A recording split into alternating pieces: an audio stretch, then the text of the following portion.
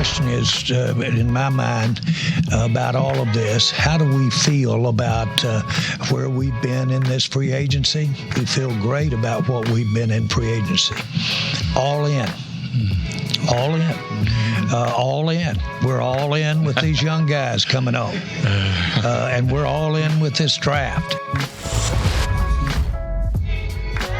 All in. We're all in. We're all in. We're all in. Florio. The word is all in. And now he's trying to twist it to an expression of unbridled enthusiasm. I am all in. I'm all in with cooking a good breakfast. I'm all in with having a good nap this afternoon. That's me, not Jerry. I love I'm all in. I take a little nap in the afternoon to balance out the fact that I don't sleep much at night. I'm all in for that. I'm all in for getting in my workout before dinner. I'm all in with having a good dinner. I'm all in with trying to find a little time to relax. I'm all in with posting 15 stories a day. I'm all in with this. I'm all in with that. That's not what all in means.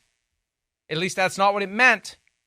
And here we are. And we've been alluding to this from time to time. I want to play this. And let me just make this point before, because I think Jerry Jones is trying to gaslight us, and this gets back to my overarching theme that I really don't think he cares about winning the Super Bowl as much as he cares about keeping the Cowboys prominent and keeping everyone's wallets open and keeping the Cowboys in a spot where they draw 25 million fans whenever they happen to be on minimum of 25 million fans, and that this Super Bowl thing is just a way to keep the wheels moving in the direction they've moved for the last 30 years.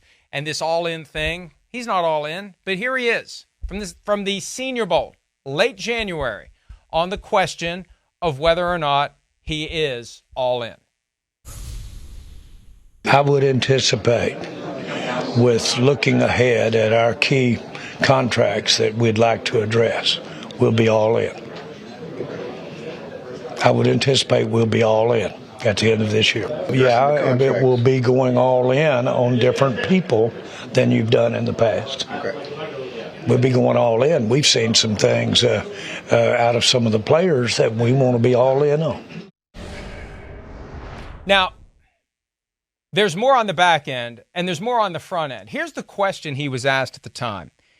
Is there any change of, hey, we need to go all in this year? Is there any focus or thought process on putting all the chips in to put a winner on the field, including what you do with free agency? That was the question he was asked. All in the usual sense. And Clarence Hill of the Fort Worth Star-Telegram even said putting the chips in the middle of the table. And he mentioned free agency. And that's where that all-in word salad came from. And now it's completely changed. And Chris, I saw an item today on NFL.com, an organization over which Jerry Jones has tremendous influence, pushing this same idea. He never said all in about free agency. Yes, he did. It was all in with signing his guys and all in with getting new guys. And they've done neither. That's what's amazing about it. They've done nothing. Other than add Eric Kendricks and re-sign a long snapper, they haven't done anything. Tyron Smith is gone. Tyler Biadasz is gone. 40% of the starting offensive line is gone. They haven't signed CeeDee Lamb. They haven't re-signed Dak Prescott. They haven't given Micah Parsons a new contract. They added Royce Freeman as well. It's laughable how this has turned. It's it is laughable because of the things that, they've said, right? Or that he said out loud, definitely. I think the big problem is, and I think, again, I don't know, where Jerry was at as far as maybe he didn't understand their salary cap situation quite fully then at that point, making that. But, they have no chips to go all in with, right? I mean, not to the sense of what we're talking about, right? They've already kind of gone, wait, all in means CeeDee Lamb, Micah Parsons, and Dak Prescott. We're kind of screwed. We screwed ourselves there. We can't go all in anywhere. We don't have any other chips to play with right now. So they're trying to nickel and dime the situation and just stay alive a little bit here in the Texas poker, Texas Hold'em poker race here. And that's where they're stuck. And I don't know where they go. And I don't think they got much wiggle room right now with their current situation with, CeeDee Lamb and Micah Parsons especially.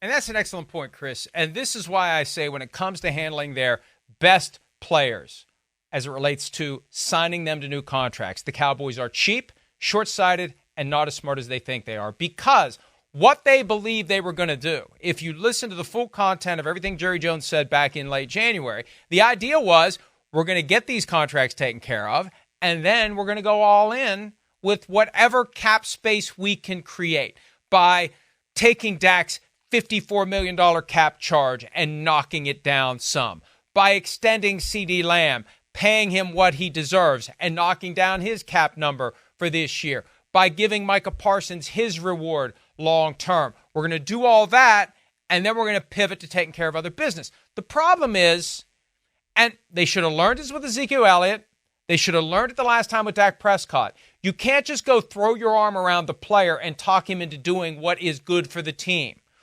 Remember when Dak gave you the side eye when you were talking to him about not being selfish? Right. When these guys get their agents involved, the agents know they've got leverage. The agents know there's desperation.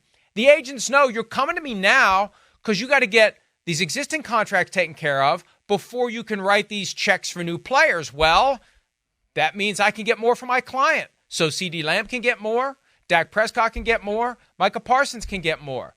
And they don't know how to get themselves out of that maze because they're not going to get the cooperation that they feel entitled to from the players who are due to have new contracts because they're looking at it saying, this is my chance to get paid. See, that's the problem. And that's where the salary cap and the individual interests of the players can kind of, go sideways. And that's why the Cowboys haven't been able to do anything. They haven't been able to do anything, so they've just decided to do nothing. Yeah, they're stuck. There's nothing they can do. They can't. You said it right. I mean, we've been talking about it. They put themselves in a spot here where they're handcuffed. They certainly are. And they got to worry about, again, you don't have a ton of blue chip players in the world, right? And they got one of them on defense that's really special that they go, wait, we got to make sure he's here and we keep him. And, there's no way we can let him go. And then CeeDee Lamb is, I think, a little bit of hey, we like him a lot. We like that guy. And then, by all due accounts, I feel like it's a little bit maybe the Brandon Ayuk situation to a degree where he's asking for, a huge number or a huge, something big as far as the contract's concerned. And they are not looking at it, quite eye to eye as far as how big that number should be. And they're stuck. And, I don't think anything's happening here with the Cowboys. It is what it is. Maybe a few value free agents as we go along here after the draft, but I don't expect any splashes, that's for sure. Hi, it's Mike Florio. Thanks for watching PFT on YouTube. Hit subscribe for the latest news and analysis from Pro Football Talk.